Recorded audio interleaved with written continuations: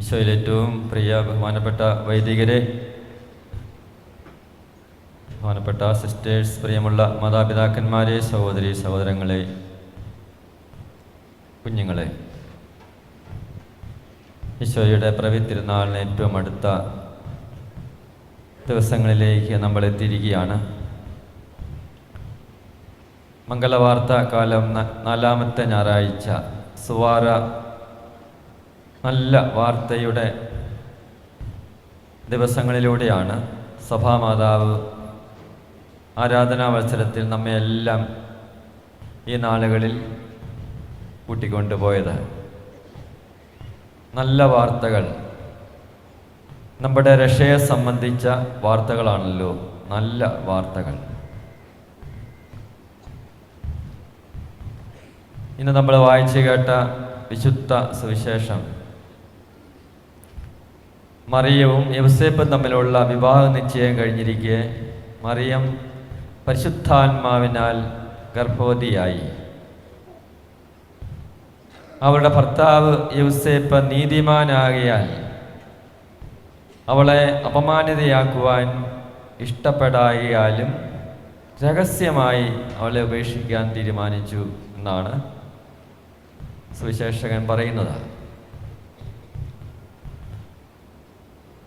ഇങ്ങനെ രഹസ്യമായി യൗസേപ്പ് മറിയത്തെ ഉപേക്ഷിക്കാൻ തീരുമാനിച്ചത് അവൻ നീതിമാനാകിയാലാണ് എന്നാണ് ഇവിടെ വ്യക്തമായിട്ട് പറയുന്നത്. അവൻ നീതിമാനായതുകൊണ്ട് അവളെ അപമാനിക്കപ്പെടുവാനായിട്ട് വിട്ടുകൊടുക്കാൻ മനസ്സില്ലായിരുന്നു. അതുകൊണ്ട് രഹസ്യമായിട്ട് അവളെ ഉപേക്ഷിക്കാൻ തീരുമാനിച്ചു. യൗസേപ്പിൻ്റെ നീതിബോധം ഇവിടെ എടുത്ത് പറയേണ്ട കാര്യമാണ്. അതാണ് സുവിശേഷത്തിൽ പറഞ്ഞിരിക്കുന്നത്. നീതിമാനായ യൗസേപ്പ്. സ്ത്രീകൾക്ക് വലിയ പ്രാധാന്യമുണ്ടായിരുന്ന ഒരു പശ്ചാത്തലമല്ല യഹൂദ ജീവിതക്രമം. അങ്ങനെയായിരിക്കെ പോലും തൻ്റെ ഭാര്യയാകാൻ നിശ്ചയിക്കപ്പെട്ടിരിക്കുന്ന ഒരുവളെ അപമാനിതയാക്കാൻ ഇഷ്ടപ്പെടാത്ത യൗസേപ്പ് ഒരു വ്യക്തിയുടെ സൽപ്പേരിന് എത്രമാത്രം പ്രാധാന്യം യൗസേപ്പ് കൊടുത്തു എന്നതിലാണ് നീതിബോധം അടങ്ങിയിരിക്കുന്നത്. സൽപ്പേര് സൂക്ഷിക്കാൻ യൗസേപ്പിൻ്റെ നീതിബോധം ഇവിടെ ഉണർന്ന് പ്രവർത്തിക്കുകയാണ്. ഇവിടെയാണ് വിശുദ്ധ യാക്കോബിൻ്റെ ലേഖനത്തിൽ 3-ാം അധ്യായം 2-ാം വചനം പ്രകാരമാണ്: നാം എല്ലാവരും പലതരത്തിൽ തെറ്റ് ചെയ്യുന്നു. സംസാരത്തിൽ തെറ്റ് വരാത്തവനെ ഏവൻ പൂർണ്ണ മനുഷ്യനെന്ന് വിളിക്കാം. സംസാരത്തിൽ തെറ്റ് പറ്റാത്തവനെ പൂർണ്ണ മനുഷ്യനെന്ന് വിളിക്കാം. യൗസേപ്പിനെ അങ്ങനെ തന്നെ നമുക്ക് വിളിക്കാം, പൂർണ്ണ മനുഷ്യൻ. ഒരു വാക്ക് പോലും പിഴവില്ലാതെ, വാക്കിലൂടെ പോലും ഒരു വ്യക്തിയുടെ സൽകീർത്തിയെ ഭംഗം വരുത്താൻ പാടില്ല എന്ന് നിശ്ചയമുണ്ടായിരുന്ന ഒരു മനുഷ്യനെ കുറിച്ചാണ് ദൈവത്തിൻ്റെ വചനം പറയുന്നത്. ഇവൻ നീതിമാനാണ്. യാക്കോബ് വീണ്ടും പറയുന്നു, 3-ാം അധ്യായം 7-8 വചനങ്ങൾ: എല്ലാത്തരം വന്യമൃഗങ്ങളെയും പക്ഷികളെയും ഇഴജന്തുക്കളെയും സമുദ്രജീവികളെയും മനുഷ്യൻ ഇണക്കിയിട്ടുണ്ട്, ഇണക്കുന്നുമുണ്ട്. എന്നാൽ ഒരു മനുഷ്യനും നാവിനെ നിയന്ത്രിക്കാൻ സാധിക്കുകയില്ല. അത് അനിയന്ത്രിതമായ തിന്മയും മാരകമായ വിഷവുമാണ്. മനുഷ്യൻ ചെയ്യുന്ന വലിയ കാര്യങ്ങളൊക്കെ കണ്ടിട്ടില്ലേ? ആനയെ പുറത്തിരുന്നവൻ കൊണ്ടുപോകും, ആനയും കൊണ്ടുപോകും. മനുഷ്യൻ എത്രയും വലിയ വന്യമൃഗമാണ്. സിംഹത്തെ പിടിച്ച് കൂട്ടിലടച്ചിട്ട് അതിനെ മെരുക്കും. മൃഗങ്ങളെയും ഇഴജന്തുക്കളെയും സമുദ്രജീവികളെയും ഒക്കെ മെരുക്കാൻ മിടുക്കനാണ് മനുഷ്യൻ. പക്ഷേ അവൻ്റെ ശരീരത്തിലെ വളരെ ചെറിയ ഒരു അവയവമായ നാവിനെ നിയന്ത്രിക്കാൻ അവനെ കൊണ്ട് പറ്റുന്നില്ല എന്നാണ് ഇവിടെ യാക്കോബ് പറയുന്നത്. ഇതിലും വലിയ കാര്യമൊക്കെ നമ്മൾ ചെയ്തുകൊണ്ടിരിക്കുകയാണ്. ആ കാലഘട്ടത്തിൽ ഇല്ലാതിരുന്ന ഒത്തിരിയേറെ വലിയ വിമാനങ്ങൾ ഇപ്പോൾ പറപ്പിക്കുന്നുണ്ട്, കപ്പലുകൾ കൊണ്ടുപോകുന്നുണ്ട് സമുദ്രത്തിൽ കൂടി. കുട്ടികളാണെങ്കിൽ നോക്കി നിൽക്കും. ജെ സി ബി വലിയ പാറയൊക്കെ എടുത്ത് പൊക്കുന്നതാണ്. അതൊക്കെ മനുഷ്യൻ ചെയ്യുന്നുണ്ട്. ഇങ്ങനെ വലിയ കാര്യങ്ങൾ ചെയ്യുന്ന മനുഷ്യന് സ്വന്തം ശരീരത്തിലെ വളരെ ചെറിയൊരു അവയവമായ നാവിനെ നിയന്ത്രിക്കാൻ പറ്റുന്നില്ല. ഇതാണ് പ്രശ്നമായിട്ട് യാക്കോബ് ശ്ലീഹ ചൂണ്ടിക്കാണിക്കുന്നത്. അതുകൊണ്ടാണ് സുവിശേഷത്തിൽ പറയുന്നത്, ഇങ്ങനെ ഒത്തിരി കാര്യങ്ങളെല്ലാം നമ്മൾ ചെയ്യും, പക്ഷെ നമ്മുടെ ജീവിതത്തെ ഒന്നും നിയന്ത്രിക്കാൻ പറ്റുന്നില്ല. നാവിനെ നിയന്ത്രിക്കാൻ കഴിയുന്നവനെ പൂർണ്ണ മനുഷ്യന് സാധ്യമായ പൂർണ്ണതയിലേക്ക് എത്തി എന്ന് പറയാനായിട്ട് പറ്റും. സ്വന്തം നാവിനെ നിയന്ത്രിക്കാൻ കഴിയുന്നവനെ. അതുകൊണ്ടാണ് യോസേപ്പിനെ നീതിമാനായ മനുഷ്യൻ എന്ന് പ്രത്യേകമായിട്ട് വിളിക്കുന്നത്. യോസേപ്പ് രഹസ്യമായിട്ട് മറിയത്തെ ഉപേക്ഷിക്കാൻ തീരുമാനിച്ചിരിക്കെ, രഹസ്യമായിട്ട് അവൻ തീരുമാനിച്ചു മറിയത്തെ ഉപേക്ഷിക്കാം, ആർക്കൊരു ഉപദ്രവം ഉണ്ടാകാത്ത വിധത്തിൽ വളരെ നിഷ്കളങ്കമായ വിധത്തിലൊരു ഉപേക്ഷ നടത്താമെന്നാണ് യോസേപ്പ് തീരുമാനിച്ചിരിക്കെ, കർത്താവിൻ്റെ ദൂതൻ സ്വപ്നത്തിൽ യോസേപ്പിന് പ്രത്യക്ഷപ്പെട്ട് അവനോട് പറഞ്ഞു, ദാവീദിന്റെ പുത്രനായ യോസേപ്പേ, മറിയത്തെ ഭാര്യയായി സ്വീകരിക്കാൻ ശങ്കിക്കേണ്ട. അവൾ ഗർഭം ധരിച്ചിരിക്കുന്നത് പരിശുദ്ധാത്മാവിൽ നിന്നാണ്. അവളൊരു പുത്രനെ പ്രസവിക്കും. നീ അവൻ ഈശോ എന്ന് പേരിടണം. എന്തെന്നാൽ അവൻ തൻ്റെ ജനത്തെ അവരുടെ പാപങ്ങളിൽ നിന്ന് മോചിക്കും. യോസേപ്പിനുണ്ടായ ആശയക്കുഴപ്പമെല്ലാം പരിഹരിക്കപ്പെടാൻ ദൈവദൂതൻ വരികയാണ്. അതെല്ലാം മാറ്റിക്കൊടുക്കുകയാണ്. യോസേപ്പിന്റെ ആശയക്കുഴപ്പം, സംശയമാണ്. ആ സംശയത്തിൽ നിന്നാണ് അവന് എങ്ങനെ മറിയത്തെ ഉപേക്ഷിക്കാം. ഇപ്പൊ യോസേപ്പും മറിയവും ഈ വ്യക്തികള് ദൈവത്തിൻ്റെ വചനം കേട്ട് കുടുംബമായി തീരുന്ന ദമ്പതികളാണ്. വചനമാണ് ഇവരെ കൂട്ടി യോജിപ്പിച്ചിരിക്കുന്നത്. ദൈവത്തിൻ്റെ വചനം. മറിയത്തിൻ്റെ അടുക്കലും ദൈവദൂതൻ വന്നു, വചനമോദി. യോസേപ്പിൻ്റെ അടുക്കലും ദൂതൻ വന്നു, ദൈവദൂതൻ. അവനും വചനമോദി കൊടുത്തു. വചനം രൂപപ്പെടുത്തിയ ഒരു കുടുംബം, അതാണ് യോസേപ്പിൻ്റെയും മറിയത്തിൻ്റെയും കുടുംബം. വചനമാണ് അവരെ ഈ വലിയ ദൈവിക രഹസ്യങ്ങളെല്ലാം ബോധ്യപ്പെടുത്തുവാനായിട്ട് പ്രത്യേകമായ വിധത്തിൽ സവിശേഷമായിട്ട് സഹായിക്കുന്നത്.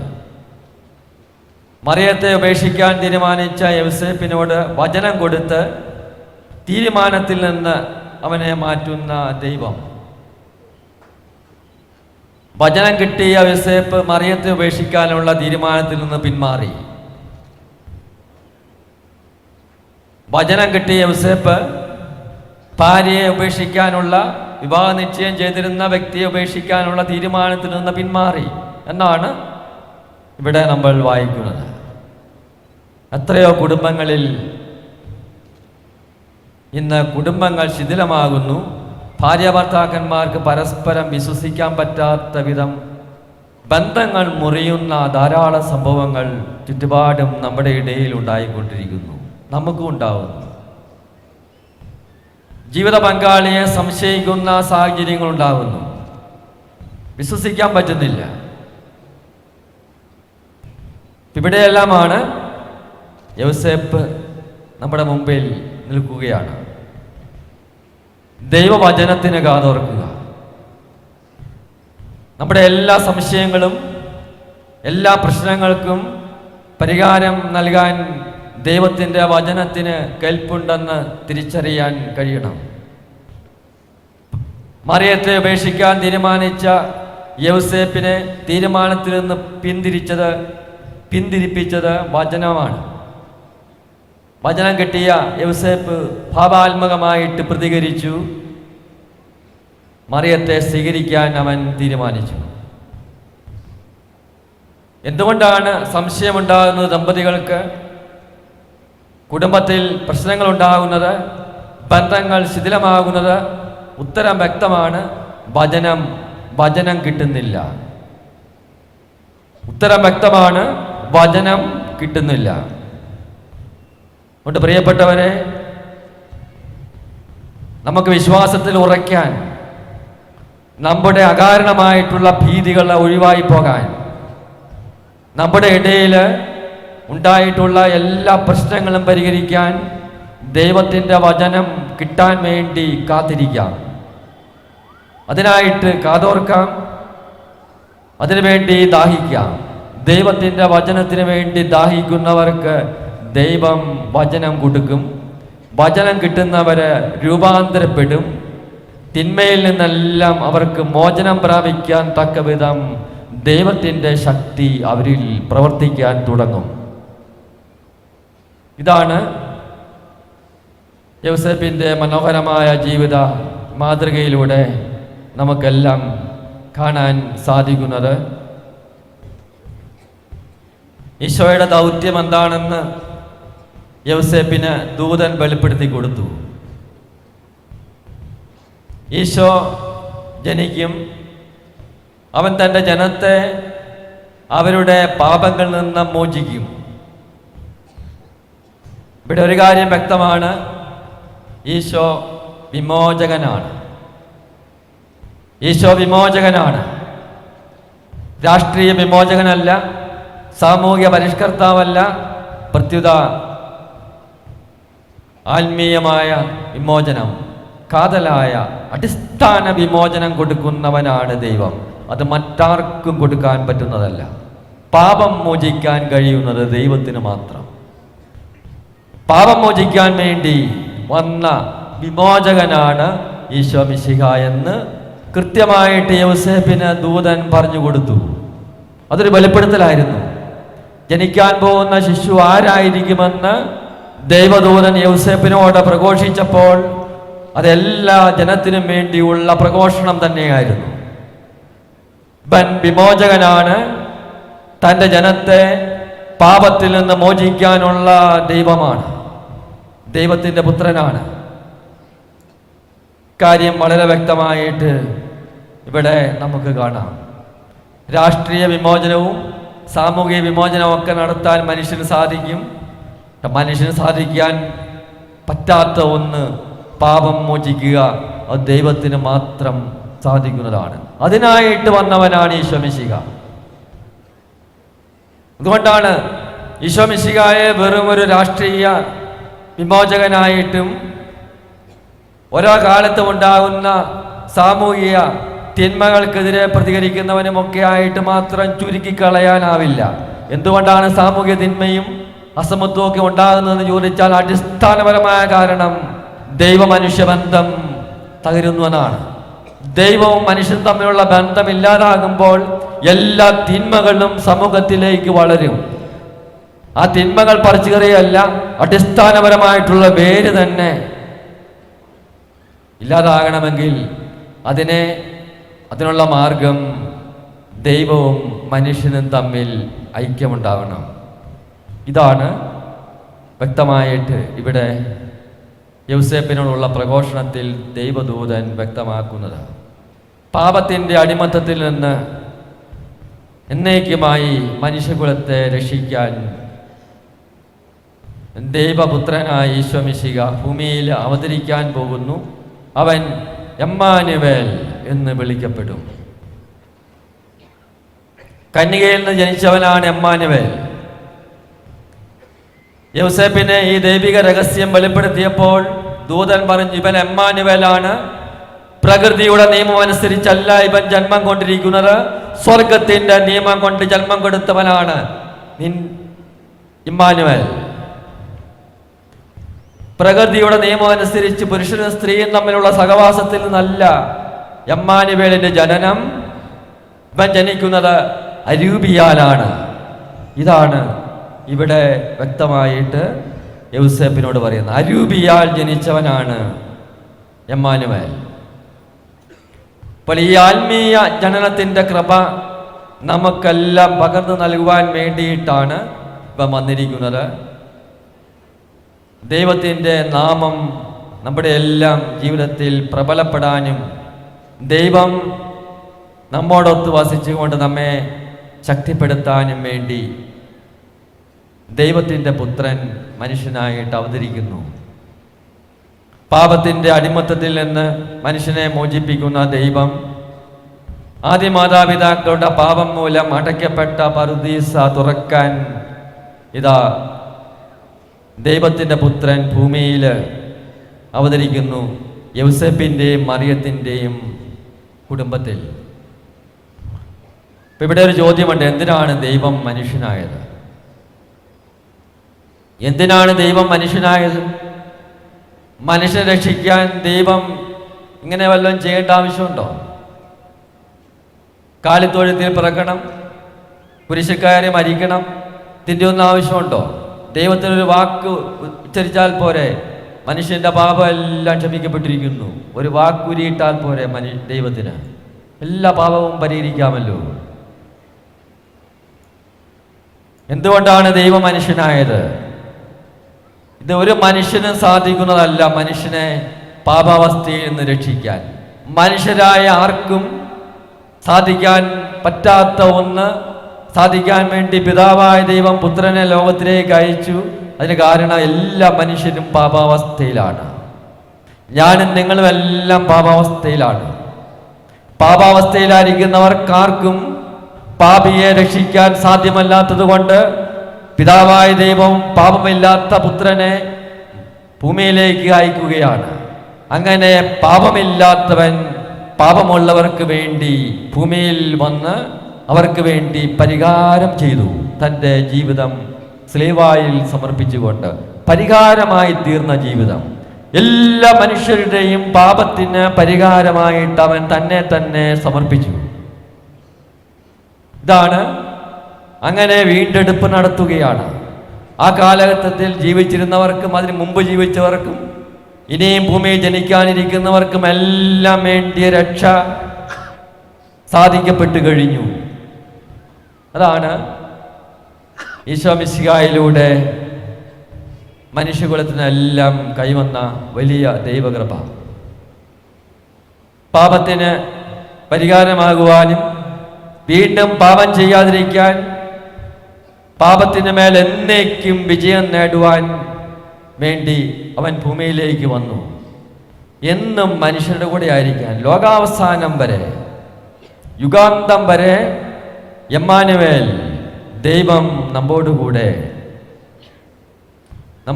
ആയിരിക്കുവാൻ വേണ്ടി അവൻ മനുഷ്യനായിട്ട് അവതരിച്ചു.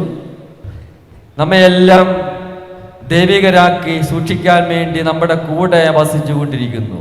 യുഗാന്ത്യം വരെ സഭയിൽ പരിശുദ്ധ കുർബാനയിലൂടെ ഈശോ മിശിഹ നമ്മുടെ കൂടെ വസിക്കുന്നു. വീണ്ടും പാപം ചെയ്യാതിരിക്കാൻ മനുഷ്യന് ശക്തി കൊടുക്കാൻ വേണ്ടി മനുഷ്യനോട് കൂടെ വസിക്കുന്ന ദൈവത്തെയാണ് നമ്മൾ കാണുന്നത്. നഷ്ടപ്പെട്ട പറുദീസ തിരികെ തന്നവൻ വീണ്ടും പറുദീസ നഷ്ടത്തിലേക്ക് പോകാതിരിക്കാൻ മനുഷ്യന് ബലം കൊടുക്കുന്നു.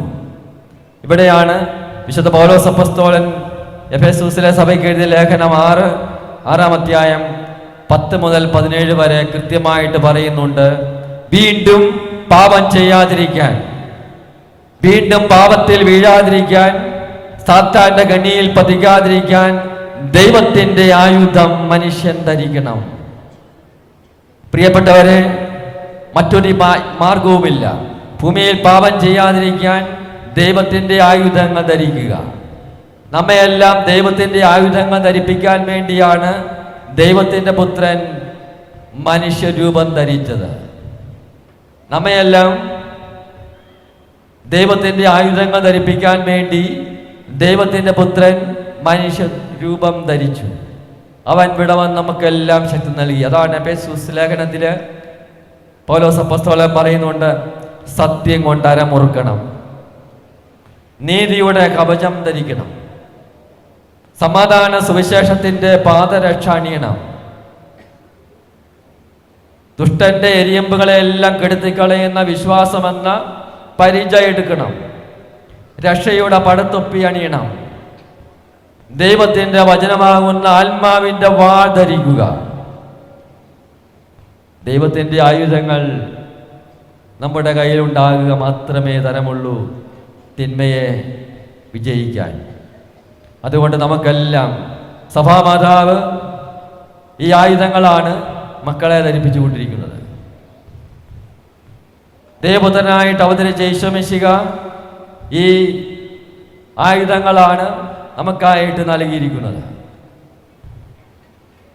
കുടുംബങ്ങളിൽ മാതാപിതാക്കന്മാർ ദൈവത്തിൻ്റെ ആയുധങ്ങൾ കുട്ടികളെ ധരിപ്പിക്കണം. മനോഹരമായ വസ്ത്രങ്ങളെല്ലാം കുട്ടികൾക്ക് നമ്മൾ കൊടുക്കുന്നുണ്ട്. അതെല്ലാം കൊടുക്കണം എന്നാവശ്യമാണ്. മറക്കാൻ പാടില്ലാത്തൊരു കാര്യമുണ്ട്. ദൈവത്തിൻ്റെ ആയുധങ്ങൾ ധരിപ്പിക്കാൻ മാതാപിതാക്കളെ നിങ്ങൾ മറക്കരുത്. കുഞ്ഞുങ്ങളെ അത് മറന്നുപോയാൽ അവർക്കുണ്ടാകാൻ പോകുന്ന നിത്യമായ നാശത്തെക്കുറിച്ചാണ് ഇവിടെ മുന്നറിയിപ്പ് നൽകുന്നത്. പാപം ചെയ്ത് നിത്യനാശത്തിൽ പെടാതിരിക്കാൻ ചെറുപ്പനാള് കുഞ്ഞനാൾ മുതൽ നമ്മുടെ മക്കളെയെല്ലാം ദൈവത്തിൻ്റെ ആയുധങ്ങൾ ധരിപ്പിക്കുന്നതിൽ മാതാപിതാക്കന്മാരെ നിങ്ങൾ ഉത്സുകരായിരിക്കുക. സഭയാവുന്ന അമ്മ മക്കൾക്കെല്ലാം നൽകുന്ന ഈ ശക്തീകരണമാണ് കുടുംബങ്ങളിലൂടെ ഇടവകളിലൂടെ എല്ലാം നടക്കേണ്ടത്. ഇന്ന് നമ്മുടെ കൺവെൻഷൻ അവസാനിക്കുമ്പോൾ ഈ കൺവെൻഷനിലൂടെ സഭാമാതാവ് പാലാരൂപത എല്ലാം ആഗ്രഹിക്കുന്നതും ദൈവത്തിൻ്റെ ആയുധങ്ങൾ നമ്മുടെ വിശ്വാസ സമൂഹം മുഴുവൻ ധരിക്കണമെന്നാണ്. അങ്ങനെ ധരിച്ചു നിൽക്കുന്നവർക്ക് പ്രലോഭനങ്ങളെയും പരീക്ഷകളെയും ഒക്കെ ഉജ്ജ്വലമായി വിജയം നേടാൻ തക്കവിധം ദൈവത്തിൻ്റെ ആത്മാവ് പ്രവർത്തിച്ചു കൊണ്ടിരിക്കും. അതിനിടയാകുന്ന വലിയ കൃപയ്ക്കായി നമുക്ക് പ്രാർത്ഥിക്കാം. ഉണ്ണീശോയുടെ പിറവി അക്ഷരാർത്ഥത്തിൽ ദൈവത്തിൻ്റെ കൃപാവരം സമൃദ്ധമായി നമ്മിൽ പ്രവർത്തിക്കാനും ദൈവം ഇമ്മാനുവേൽ നമ്മുടെ കൂടെ വസിച്ചുകൊണ്ട് നിരന്തരം നമ്മെ ശക്തിപ്പെടുത്തുവാനും കാരണമാവട്ടെ എന്ന് പ്രാർത്ഥിക്കുന്നു. ഏവർക്കും ദൈവകൃപ പ്രാർത്ഥിക്കുന്നു. ദൈവം അനുഗ്രഹിക്കട്ടെ.